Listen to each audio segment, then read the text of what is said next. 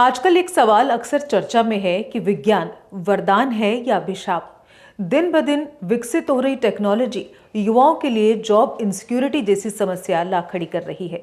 एक तरफ बढ़ती बेरोजगारी और दूसरी तरफ जिनके पास नौकरी है वो कब छिन जाए पता नहीं। एआई, मशीनें, ऑनलाइन सिस्टम और डिजिटल प्रोसेसेस लगातार मानव श्रम की जगह ले रहे हैं, जिस कारण नौकरियां घट रही हैं। नमस्कार, कार्यक्रम नजरिया में आज बात इसी पर। आज की युवा पीढ़ी दो गंभीर चुनौतियों से जूझ रही है। एक तरफ तेजी से बढ़ती बेरोजगारी और दूसरी तरफ नौकरी की असुरक्षा। शिक्षा, कौशल और डिग्री होने के बावजूद लाखों युवा सालों तक स्थिर नौकरी यानी परमानेंट नौकरी की तलाश में भटकते हैं और जिन्हें नौकरी मिल भी जाती है वो भी रोज इस डर में जीते हैं कि कहीं अचानक उनका रोजगार छिन ना जाए। कंपनियों में अचानक होने वाले ले offs, short term projects, performance based exits और लिमिटेड जॉब बेनिफिट्स के कारण नौकरी मिलने के बाद भी युवाओं के मन में एक स्थायी डर बना रहता है कि ये रोजगार कब तक चलेगा। इस दोहरी मार ने युवाओं के मानसिक स्वास्थ्य, आत्मविश्वास और आर्थिक स्थिरता पर गहरा प्रभाव डाला है। लगातार अनिश्चितता से कैरियर प्लानिंग असंभव हो जाती है, सेविंग्स बन नहीं पाती और पारिवारिक दबाव लगातार बढ़ता है। ग्रामीण और छोटे शहरों के युवा सबसे अधिक प्रभावित होते हैं क्योंकि वहां रोजगार के अवसर वैसे ही सीमित हैं। इसके साथ ही गिग इकोनॉमी और पार्ट टाइम जॉब्स का बढ़ता चलन युवाओं को रोजगार तो देता है, लेकिन सोशल सिक्योरिटी, जॉब बेनिफिट्स और लॉन्ग टर्म ग्रोथ की गारंटी नहीं देता। भारत में बेरोजगारी और नौकरी की असुरक्षा एक गंभीर सामाजिक आर्थिक संकट बन चुकी है। विज्ञान, तकनीक और ऑटोमेशन ने जहां नई सुविधाएं पैदा की हैं, वहीं दूसरी ओर लाखों लोगों के रोजगार को अस्थिर कर दिया है।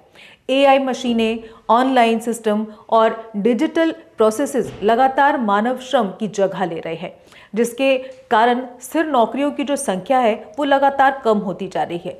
युवा उच्च शिक्षा और कौशल होने के बावजूद स्थायी रोजगार के लिए रोज संघर्ष करते हैं और जिन्हें नौकरी मिलती भी है वो इस डर में जीते हैं कि कहीं तकनीक उनकी जगह न ले ले। सरकारी नौकरियों के सीमित पद और निजी क्षेत्र में कॉन्ट्रैक्ट बेस्ड हायरिंग ने जॉब इनसिक्योरिटी को और बढ़ा दिया है। इस तकनीकी बदलाव का असर रोजमर्रा की जिंदगी पर भी साफ दिखता है। दरअसल आज के कार्यक्रम में एक उदाहरण के माध्यम से आपको अगर समझाएं तो आप बेहतर रूप से समझ पाएंगे।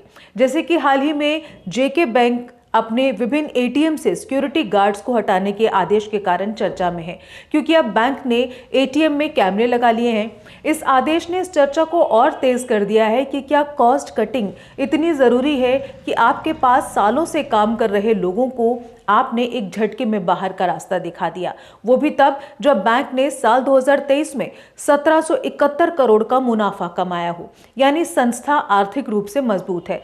ऐसे में कॉस्ट कटिंग करना सामाजिक रूप से आवश्यक या उचित नहीं लगता। भले ही बैंकिंग सेक्टर में डिजिटलाइजेशन बढ़ने से कई जगह एटीएम सिक्योरिटी गार्ड्स को कम किया गया या हटाया गया है, लेकिन ये गार्ड्स पहले बुजुर्गों, महिलाओं और कम शिक्षित लोगों को एटीएम चलाने, पिन जनरेट करने और कैश निकालने में मदद करते थे। अब उनके न होने से बहुत से साधारण नागरिकों को एटीएम पर भारी मुश्किलें होंगी। ये स्थिति दिखाती है कि तकनीक भले ही सुविधाजनक हो, लेकिन समाज का एक बड़ा वर्ग अभी भी इंसानी सहायता पर निर्भर है। रोजगार घटाने के बजाय संस्थानों को ये सोचना चाहिए कि तकनीक और मानव संसाधन में संतुलन कैसे बनाया जाए ताकि सुविधा भी बनी रहे और समाज का कमजोर वर्ग भी प्रभावित न हो। नतीजा ये है कि विज्ञान और तकनीक के बढ़ते प्रभाव ने जहां नई संभावनाएं खोली हैं, वहीं नौकरी की स्थिरता को भी चुनौती दी है। जरूरत है कि नीतियां ऐसी हों जो तकनीक को अपनाने के साथ साथ मानवीय संवेदनाओं और सामाजिक जरूरतों को भी समझें।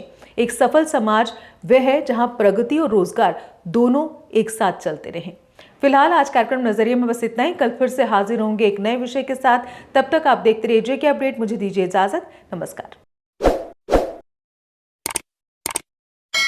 जम्मू कश्मीर की खबरों के लिए जुड़े रहिए जेके अपडेट के साथ।